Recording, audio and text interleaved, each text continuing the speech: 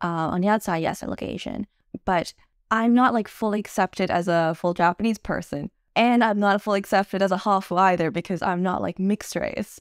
So I was kind of floating in between, not understanding my Japanese skills and my accent, like it gives it away. And I think throughout time, I just kind of accepted the fact that I just am the way I am.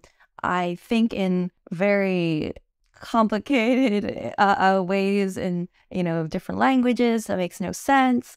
But there are certain things about Japan and Hong Kong and Italy, whatever it is, that really, fuel me.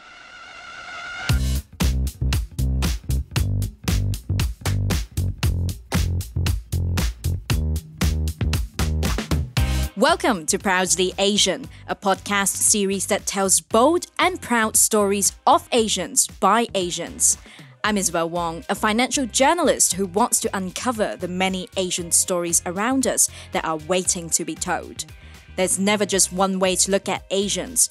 This podcast will take you through a deep dive into the life stories, struggles, and triumphs of young Asians around the world.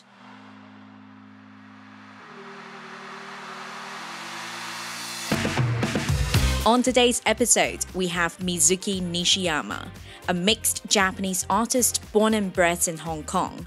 She talks to us about how her mixed Japanese heritage informed her work and her journey navigating the international art world as a young artist.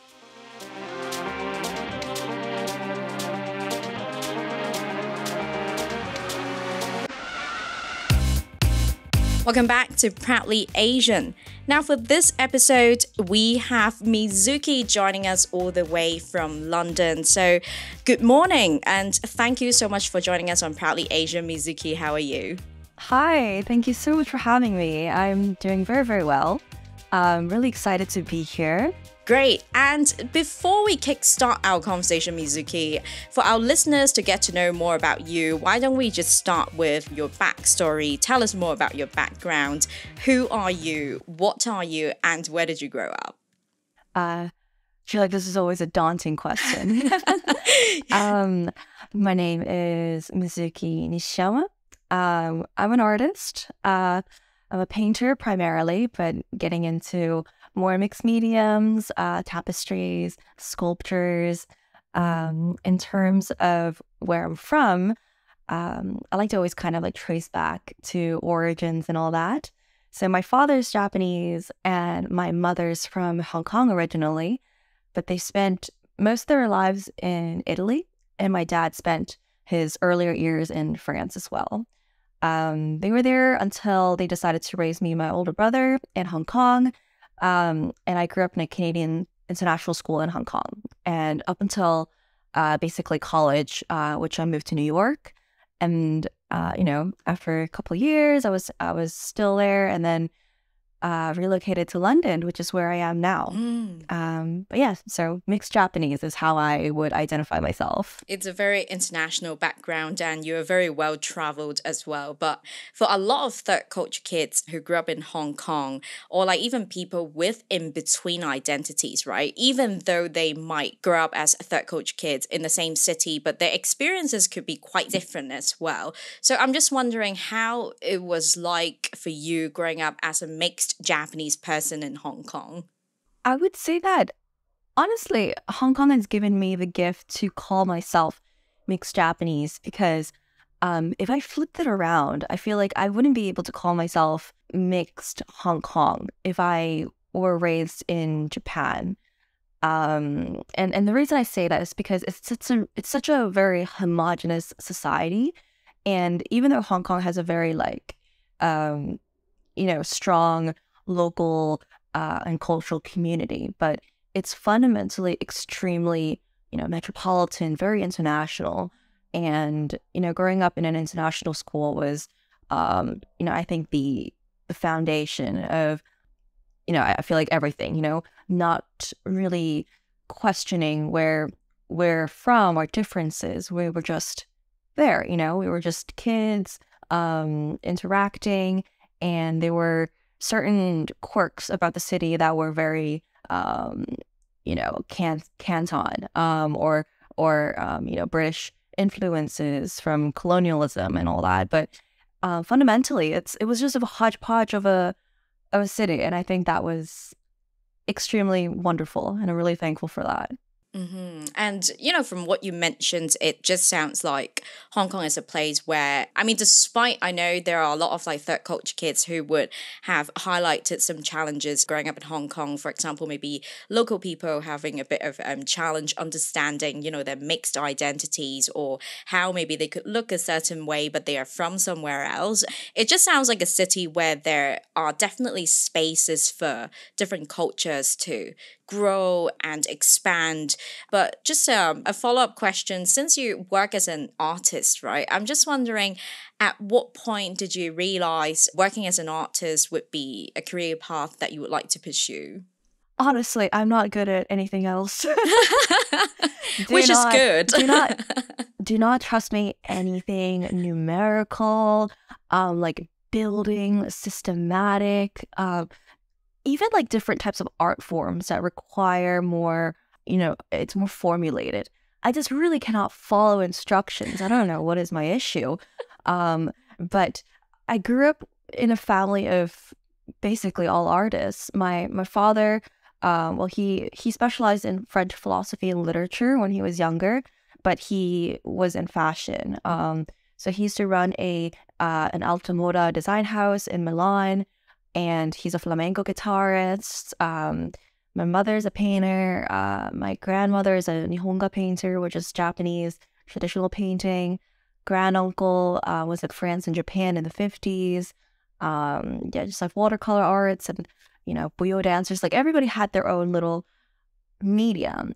And I think that that's something that has been really embedded. It's not that, it was this family member that this, but it was just part of their character. And I think that growing up, I was just taught that, you need to really have a strong connection to life itself. And in my mind, it kind of meant like finding languages to kind of develop self-expression.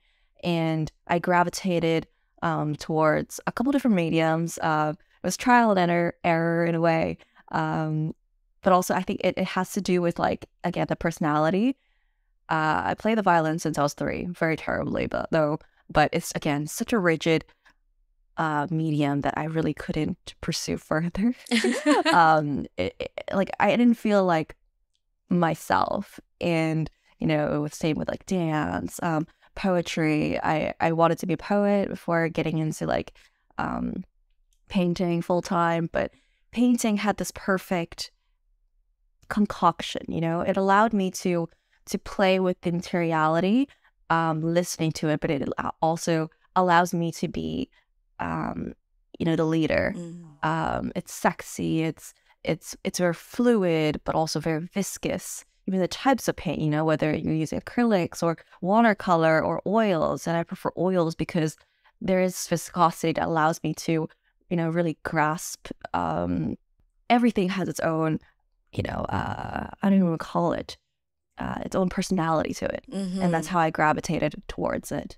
I love how, through what you just mentioned, how you found art would be the right language for you to express yourself. Your talent obviously runs in the family, but I could also feel your passion when you're describing it. I could definitely tell you really tried out different mediums to find what's right for you, which is amazing. And just going back a little bit to your Japanese heritage, right? You mentioned your grandma did traditional Japanese painting. Can you tell us a little bit more about that medium, how that influenced your work and how your grandma even got started with painting? Yeah, it's interesting because I really was not interested at all in her practice, because it was so Japanese, if that makes sense. I don't know, like growing up, I think identity itself was so confusing. There were moments where I rejected being Japanese, Hong Kong, Asian, but at the same time I felt really empowered in certain moments.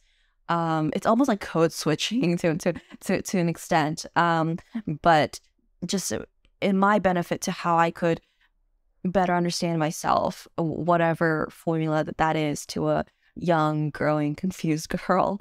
But her practice is a very traditional way of, it's very delicate, very formulated as well. You use something called nikawa, which is deerskin glue.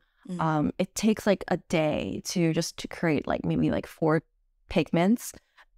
She sources all of her pigments from like natural stones, like Spain, Italy, and I prefer just going to somewhere that also just like my generation. I want something that's immediate. I need to like throw it up in the canvas or something like that, which she doesn't understand either. But seeing her grinding with a mortar and pestle, making these little balls with a nikawa with a deerskin glue, emulsifying it, it's something that's very ritualistic. And oddly, as I moved away from Asia and rediscovered what it means to be mixed Japanese, I've started to kind of create this concoction between East and West, and the values and philosophies of being Japanese slowly kind of re-entered my mind and my being. And I've started like stealing like inspirations from traditional Japanese, ideologies or practices, for example, like Nihonga painting and stuff like that.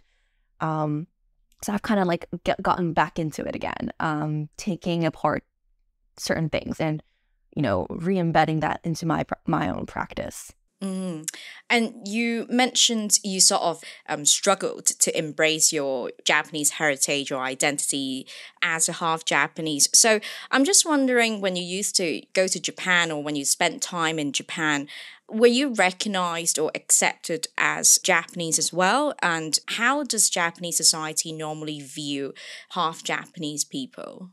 So there's a term called hafu, and that's to determine somebody who is basically mixed Japanese. But the thing is that I was not, okay, on the outside, I look fully Asian. You can like, dissect certain facial elements of, different East Asian countries, sure. But on the outside, yes, I look Asian. But I'm not like fully accepted as a full Japanese person. And I'm not fully accepted as a half either, because I'm not like mixed race. So I was kind of floating in between, not understanding my Japanese skills, and my accent, like it gives it away. And I think throughout time, I just kind of accepted the fact that I just am the way I am. I think in very complicated ways in different languages that makes no sense. But there are certain things about Japan and Hong Kong and Italy, whatever it is, that really, fuel me. And it's just as a person, I don't really want to have these labels and cultural boundaries limit me in any way. Yeah, I mean, actually, we have a recent guest who is full British. I mean, I wouldn't say ethnically British. British is pretty much a nationality, but she's white, but she was born and raised in Japan. She feels that she's Japanese throughout, except her appearance, and she was never accepted as someone who was born and raised in Japan. So that gave us the idea, or gave our listeners the idea, that in Japan, they have a really limited view around what is called Japanese, or what is called a foreigner, or like you mentioned, what is a half person. So it's so interesting to hear about the different experiences of multiple people who have Japanese heritage, whether it's through ethnicity or through cultural influences, and how they were seen and accepted in the Japanese society. But as a very well-traveled person, you have also since lived in New York and London. And has living in those cities also influenced the way that you see your own identity as, mixed Japanese or as Asian? For sure. Honestly, I feel like that's where the journey started. It's a very odd phrase. I said this one time to a friend and he bursted out laughing. I was like, what is so funny? Because I said that I never realized I was Asian until I moved to the States. And I don't know why he thought it was hilarious, but it's just because, racial politics, everything is extremely heightened, especially in very, liberal states, cities, which is fantastic. I'm glad that conversations are, coming up to the surface. But also, I realized that marginalization, yellowness, all those different things that I never even knew existed or questioned, started rising to the surface. And also, I attended Parsons School of Design, and there were a lot of international students, and I, for the first time, befriended Japanese or mixed Japanese people ever.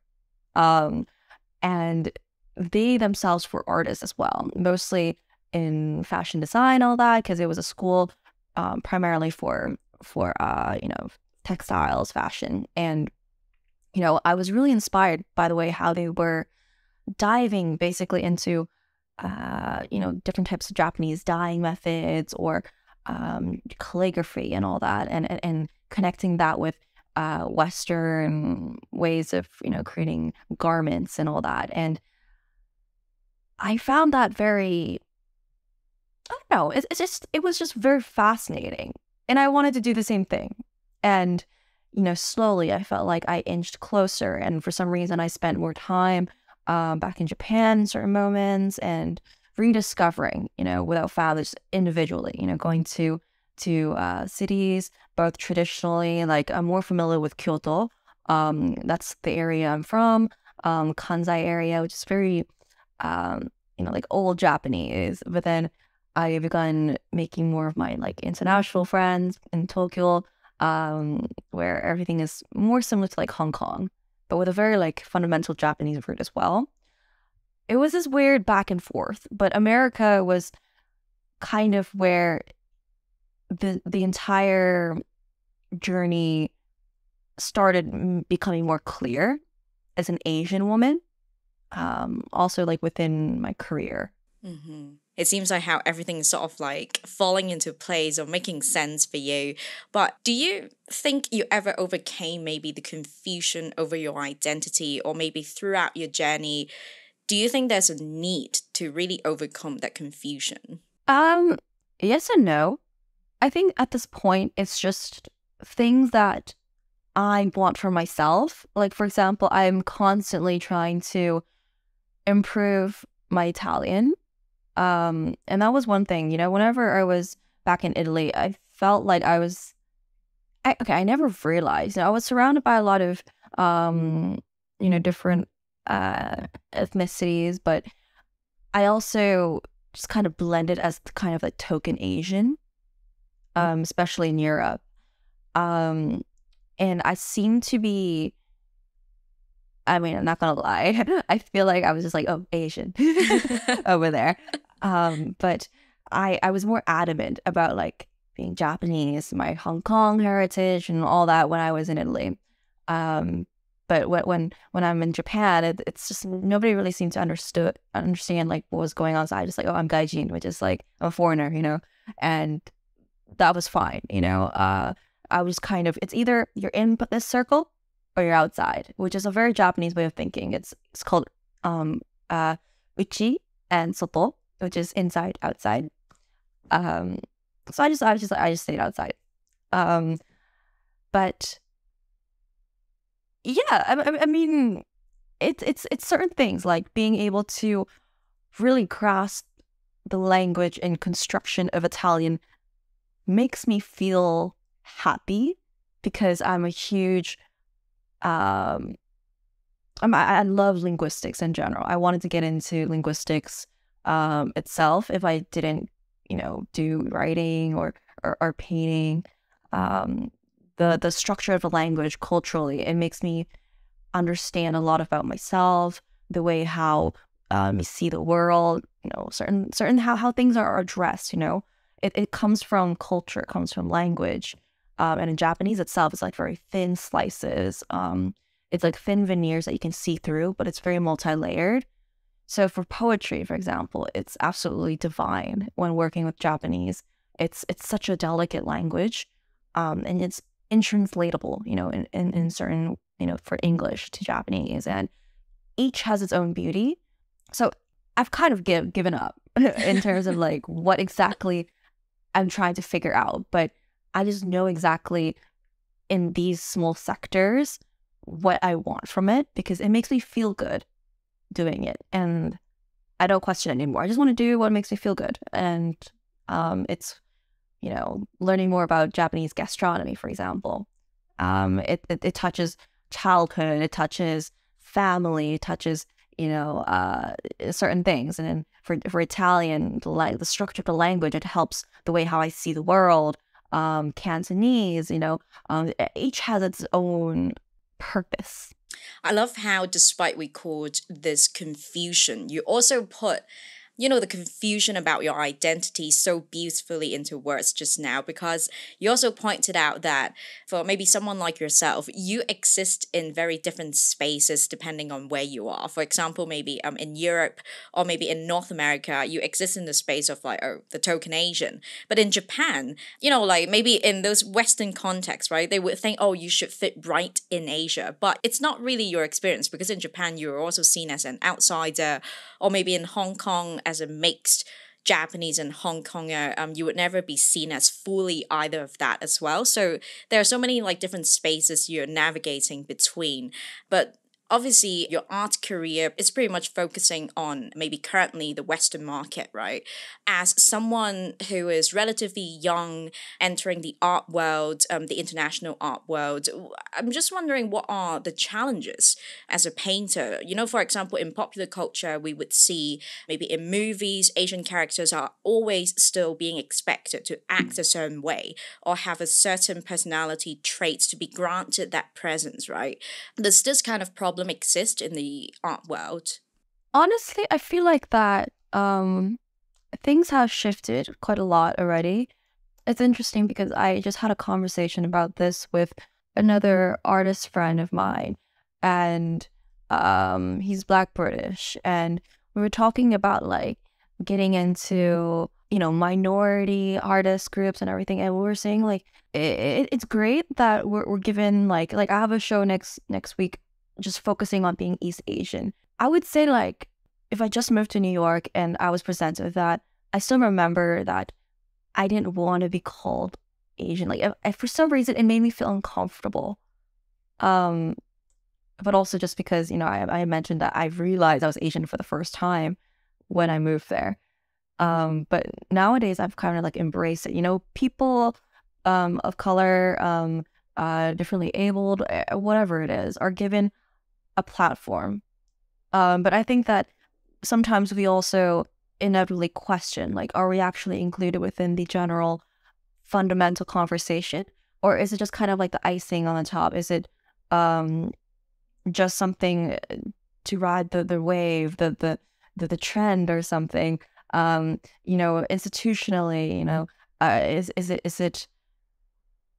is it really being, I guess, transformed in a way? Are we included? Are because at the end of the day, art is art, and we bring in different cultures and conversations, and I feel like the art industry community has been notoriously narrow, and it's still a very like archaic formula, and it really needs to be changed from top down, inside out. There's been a lot of female leadership now in different institutions, women of color, or just people who can provide a different voice than just being cis white male, and all that. But I would say that in generally, there has been a lot of curiosity. I think people also realize that we want to know about other people's stories, and it's different. We're creatures that are drawn to the unknown, and it's exciting to figure out other people's unique stories, because whether or not you are you fit within the norm or whatever that is, each person has their own story. And I think removing that whole stigma about who is unique or who is the norm and all that, that can create a healthier environment for artists and creatives to basically grow and nurture and just really be able to communicate and do what artists strive to want to do, which is to, like, deliver messages, advocate, create a sense of community and challenge, in a safe environment within societies. But I had one incident before where it was just like questioning my background and how it translates to my craftsmanship, which is like, it was okay. Now I do a little bit of Japanese ink, but in a very like abstracted, my own way, but not traditional like calligraphy or anything. I don't think I can even fathom that. But I was asked if that was the kind of art I could provide for them, as if like, it's something that is a skill set that I just do for something. So I was like, no, that's not what I do. But it seemed like they needed somebody, a persona, to fill in that category or something. And I feel like that's the basis of what, marginalization is, just fitting the mold, I don't want a mold.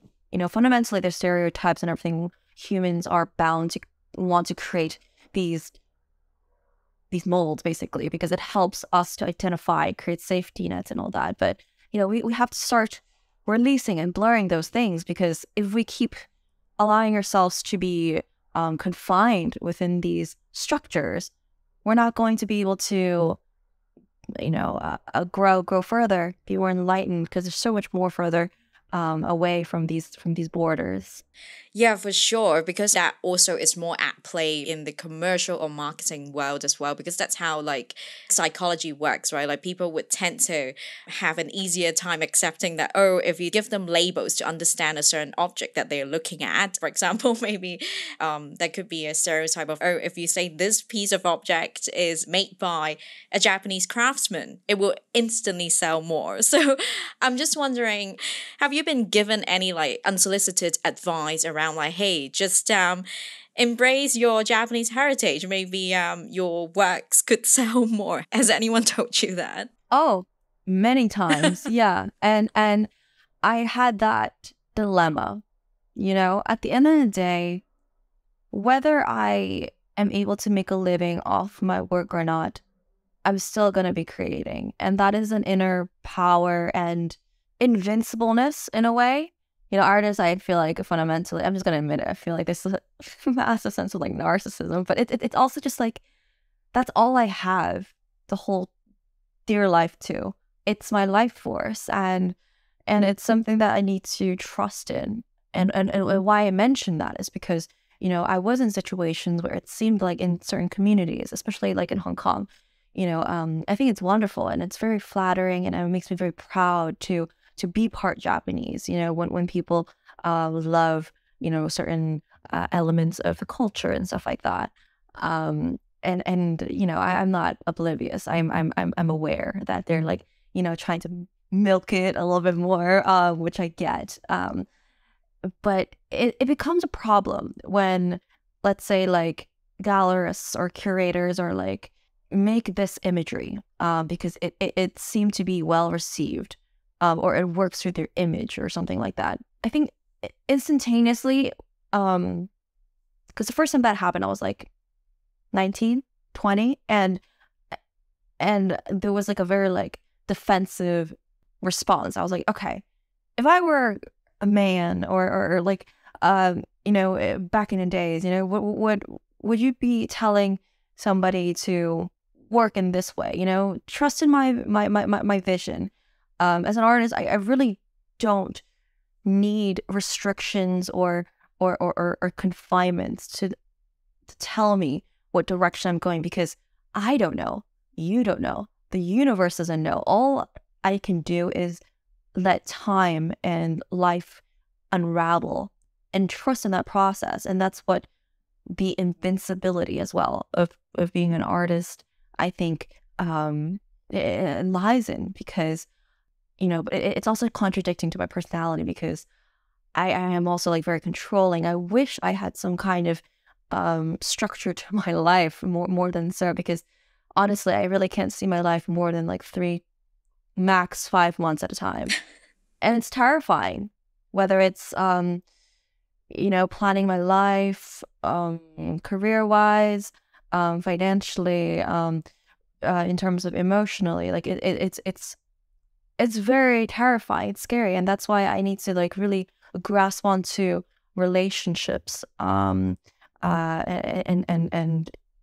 those are what grounds me, because that's what keeps my reality going. I feel like I don't have a 9 to 5.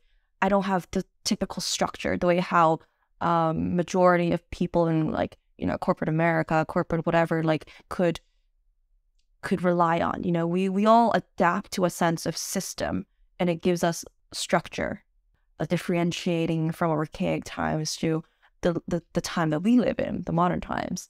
But that was like a huge whirlwind. I don't know where I'm at now.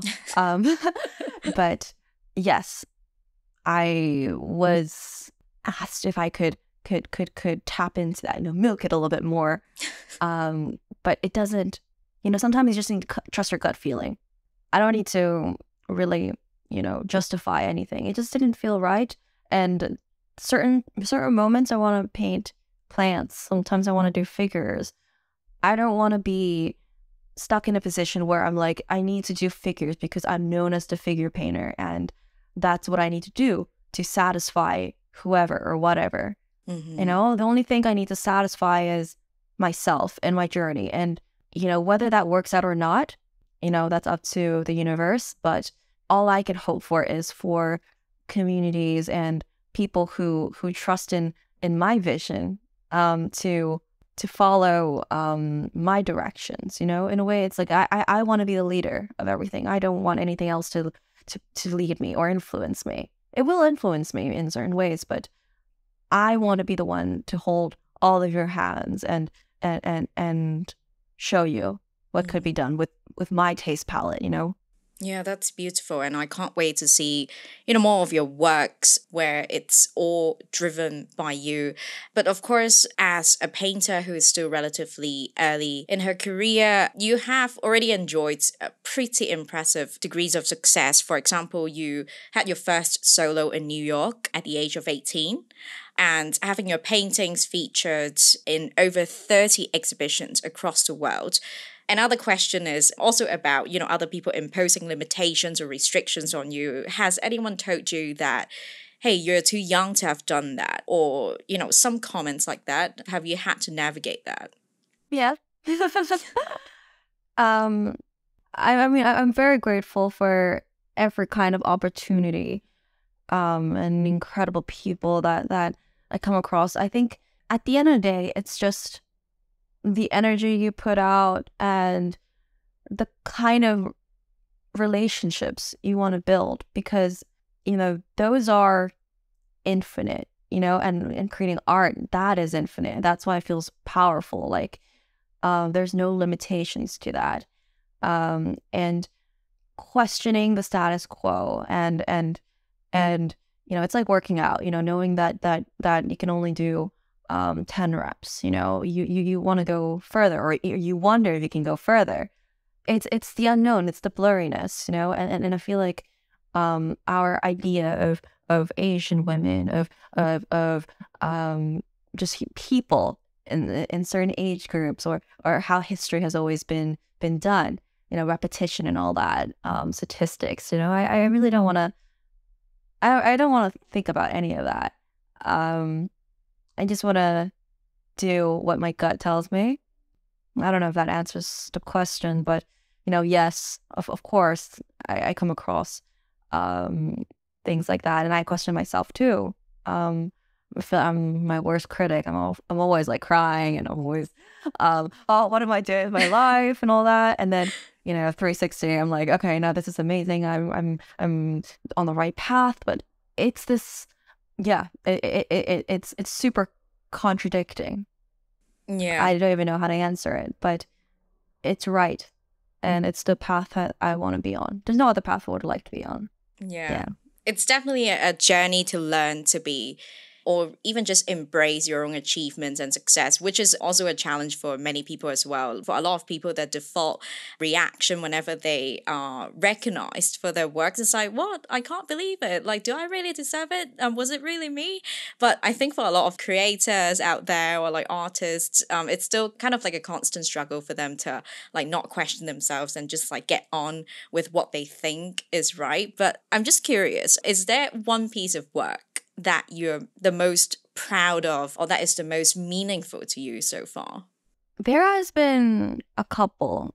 And thing is that as an expressionist painter, or I gotta stop saying painter actually. It's weird that I'm getting into different mediums, but each is so personal. And I know that's so cliche to say, but it really is, because I would not be creating something because it's a response.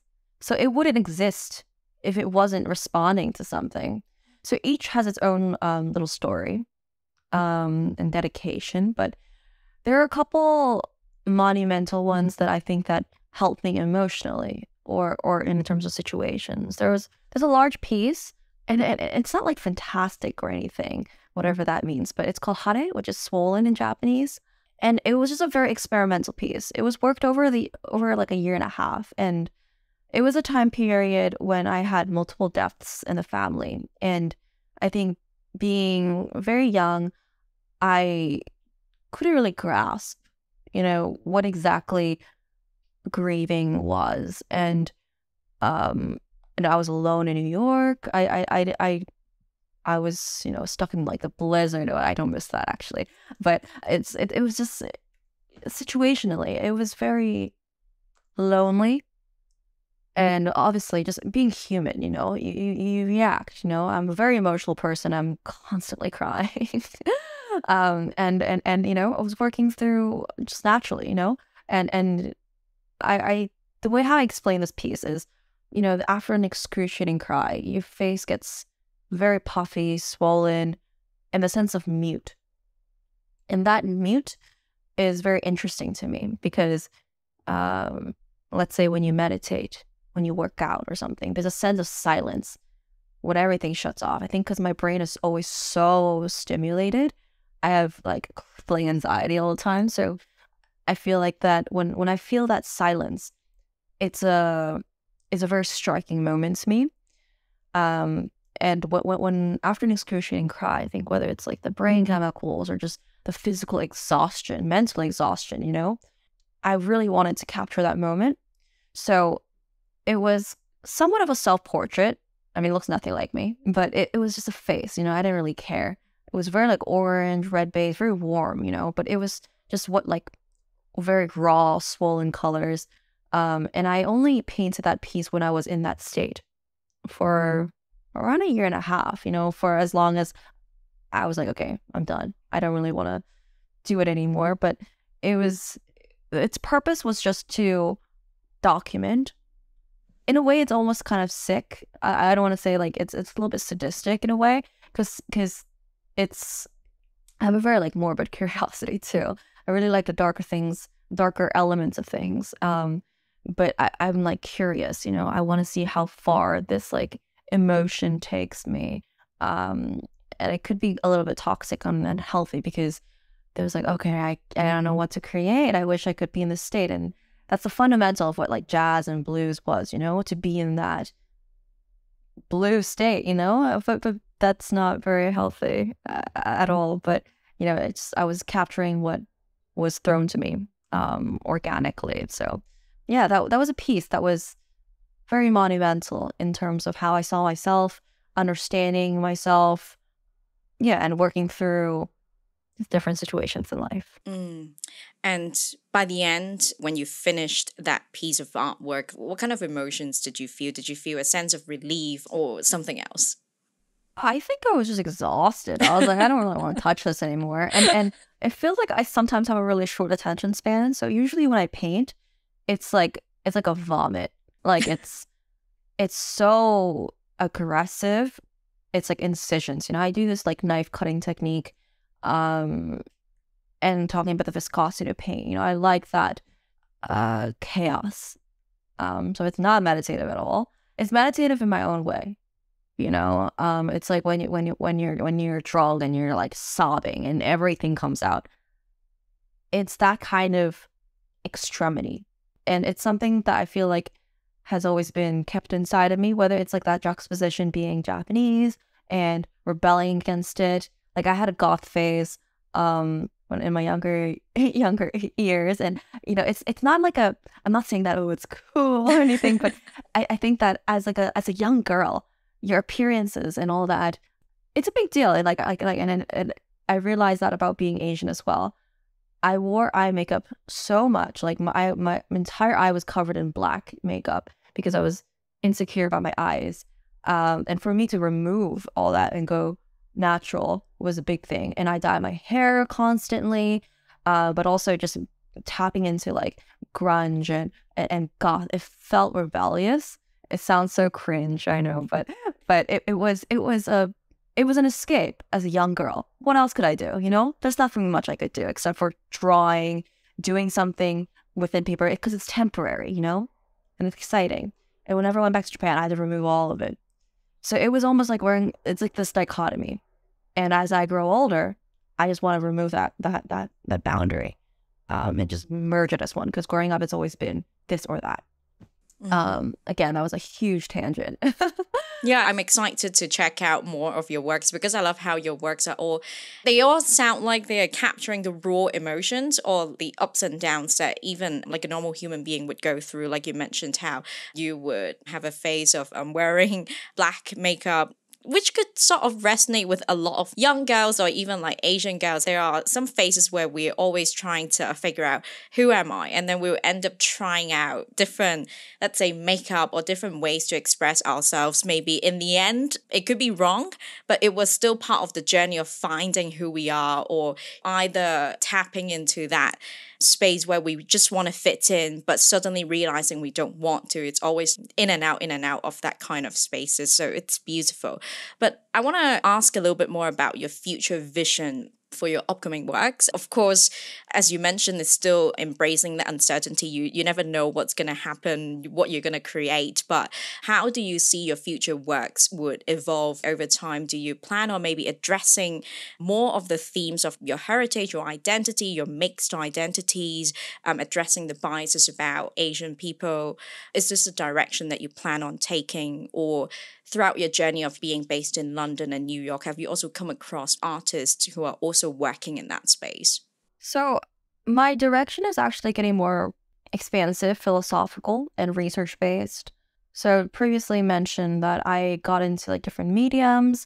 I'm doing tapestries and bronze at the moment. So I'm actually I cast in my head.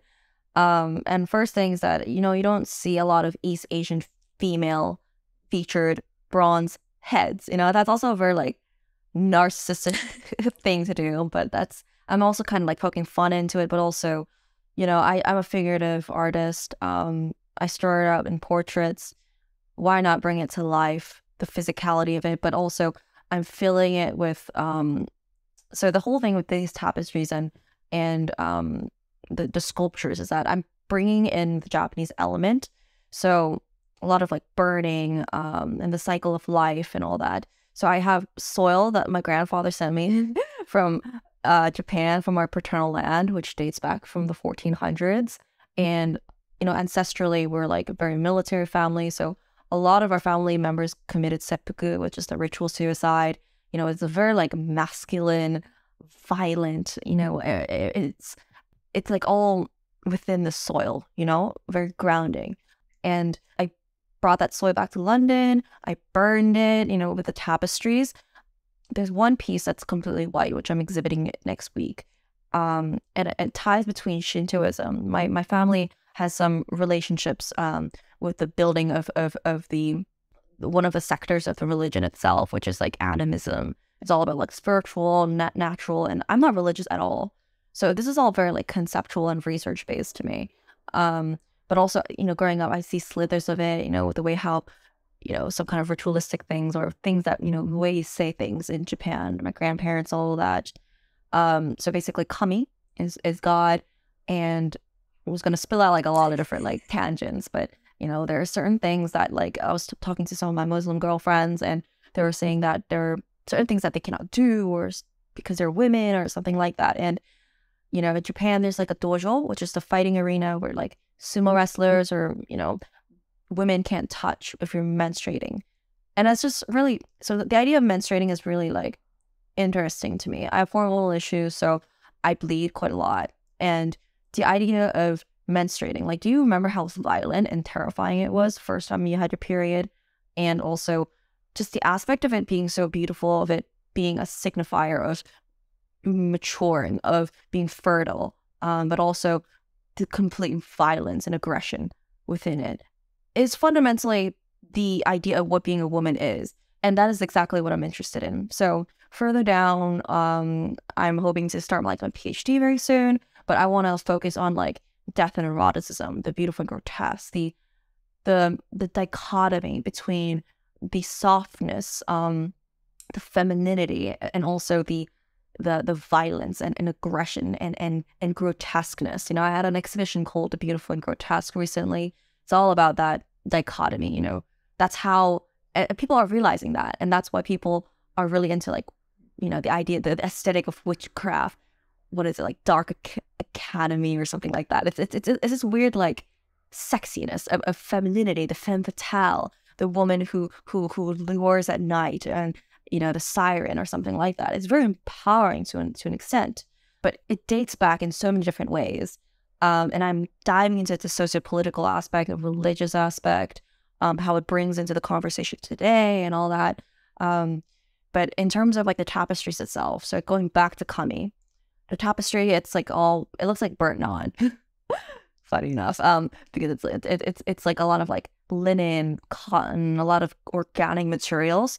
I burnt the hell out of them with a blowtorch, and then I buried them for a couple of weeks with the soil, kind of like killing God and putting and grounding it. And the idea of grounding is very interesting. I did ballet for many years, and I've always been. It's a beautiful thing. It's a very like lifting thing, like it's all about the silver lining lifting you up. But I've always liked things like Rite of Spring, the Jinsky. It's a very like terrifying dance where it's about like a virgin sacrificing herself, dancing till her death. It was like very frowned upon by critics when it was first released because it was just like so terrifying. It's all about grounding. It's very like Aboriginal as well. It's all about like grounding. The dancer like slams to the floor. It's all about like retrieving into Mother Nature and Earth. So everything, there's all these signifiers that ties within each other. And when I start making these connections, it gets me so excited, like I am right now. But I dig them back out. It's like back from the dead, awakening the dead. And then I soak them in teas, the fabrics, in coffees, Japanese teas. I'm re-nourishing them as like maternally, whether, that recognizes as femininity or something like that. And then I allow the rainfall in London and the wind to like weather it.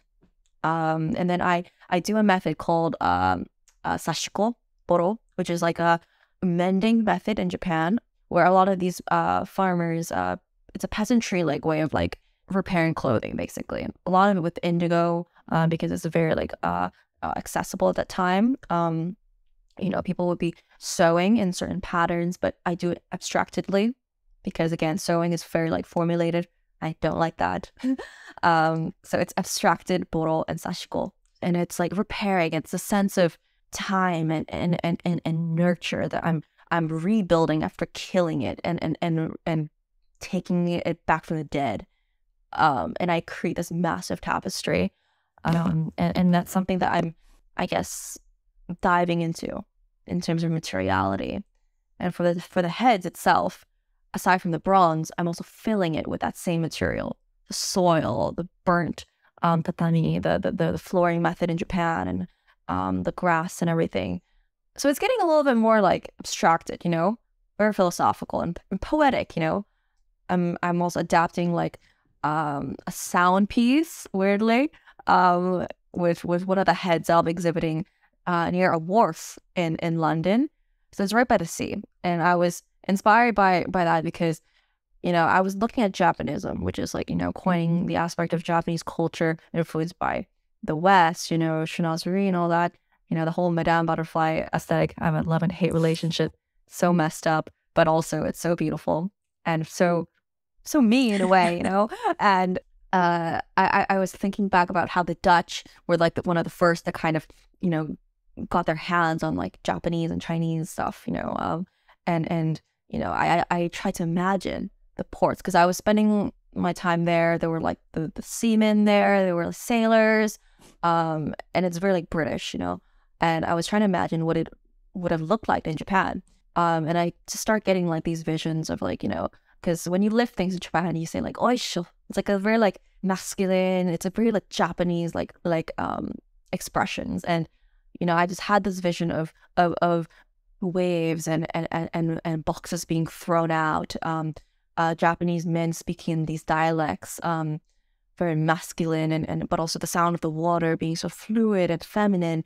I don't know. I wanted it to be a very immersive experience just for that exhibition itself, with the head, with the burnt soil and everything, and basically of me. Wow. Of me, yes, of course, of me. And you put the headphones on, and you can hear history and everything re-embedded, and you can see the sea in the back, the wharf in London. My mind is all over the place, but those are some things that I'm working on. I want to go check out that exhibition myself now that you have given me kind of like a pre-guided tour. It got me really excited about this upcoming exhibition that you have and how your work essentially went through that whole ritual. It just sounds really, really interesting. So definitely I'm going to ask you about all the information as for where our listeners can find you, not just in London, maybe if you have other works exhibited elsewhere throughout the year. We'll definitely ask you about the information in a bit. But now it's time for us to move on to the next segment, which is called Rapid Bias. And in this segment, I'll be asking my guests some of the biased questions that they've got asked at some point in life. So, Mizuki, are you ready? Yes, I'm ready. Go ahead. All right, let's go. Are you really Chinese or Japanese? Probably not. Probably not. Honestly, no, I don't know. I love Chinese food. I love Japanese food. I don't know. I think that I'm it's a bit of everything. I think I would say that I'm influenced. I know certain things. I have been with a lot of Japanese, Chinese, people. But no, probably not. And next one. Do you wear a kimono every day? I wish I did.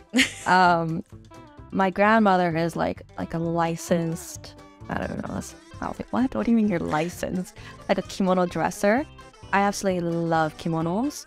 I had a hate relationship with it, but also, okay, there was a huge piece that I did where it's a self-portrait. Again, it's like this weird, like dark erotic aspect with the menstruating and everything, but it was of a figure of a woman with kimono. It's bound really tight here. It's really difficult to walk in and sit in, but it's so easy to open. And I have a piece where the woman is in seiza, which is a sitting position, kneeling, and her legs are open, and she's menstruating between her kimono, basically. So the kimono itself, it's a very like distinctive imagery for me. It's about binding, opening, rebellion. I don't know, but also the beauty of the culture and the delicateness, the silk, everything. But no, I don't wear a kimono every day. I wish I did, though.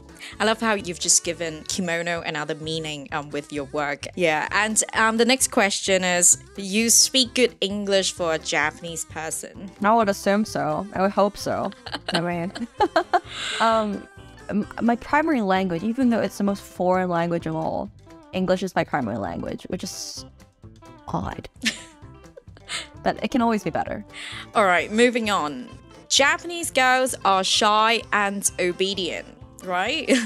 I would say that there's because at the end of the day, so this is what I mean by language. So in Japanese, there's something called sonkeigo, there's keigo. It's a formality. And there's formal ways of speaking, like in Italian as well. There's lei too, but it's also like on a whole different level. It's when you lift the other person up, if it's elder or man or something like that, and you push yourself down. I don't do that. So that's why I sound very rude in Japanese. Fundamentally, the language itself, that's why I think it's so important to learn the language and all that, even if you're like living there. Like if you live in Hong Kong, even though everybody speaks English, you should learn the language, because it's you'll learn so much about history, people, community, and all that. But I think that there's a lot of constriction even within the language itself, in Japanese language, but also there's also a sense of modesty and that's just cultural differences. But I also think that's not very true. One of the few of the most intense people I know are Japanese women, but not necessarily. But I think that there is a I don't know what you call it. There is that stereotype there. Yeah. And people milk it again. I don't know, I keep saying that word milk, but also I can see where that originates from and why and why people want to dive into it or something. But that's not necessarily true. No. Thank you so much for answering some of these biased questions in this segment of Rapid Bias, Mizuki.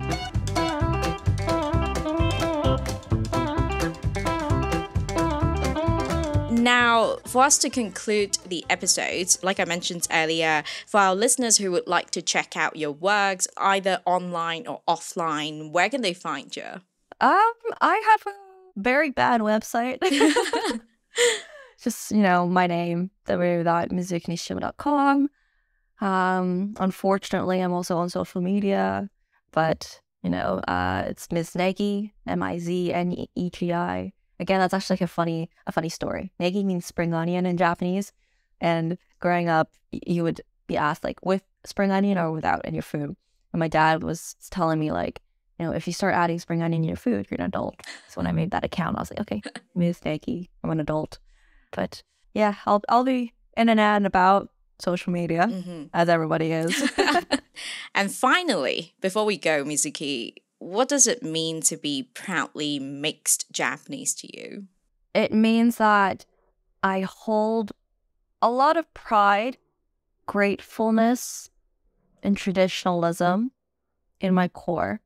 But there are certain things that I also recognize as a modern human being, a woman, that are just me in general, that doesn't work for me. And I like to pick and choose certain things. And that's okay. And we still need labels, apparently. So that's why I call myself mixed Japanese. But I'd rather not have labels at all. And also I get to have really great Japanese food once in a while. That's a nice way to put it. Well, thank you so much for joining us on Proudly Asian, Mizuki. Well, thank you so much for having me. That was a really, really fun time.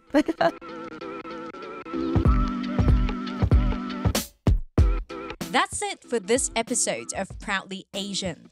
Don't forget to follow us on Instagram at proudly.asian for more content. We are on Spotify, Apple Podcasts, and YouTube. Leave us a 5-star review on wherever you get your podcasts. Thanks for tuning in and signing off for now. I'm Isabel Wong.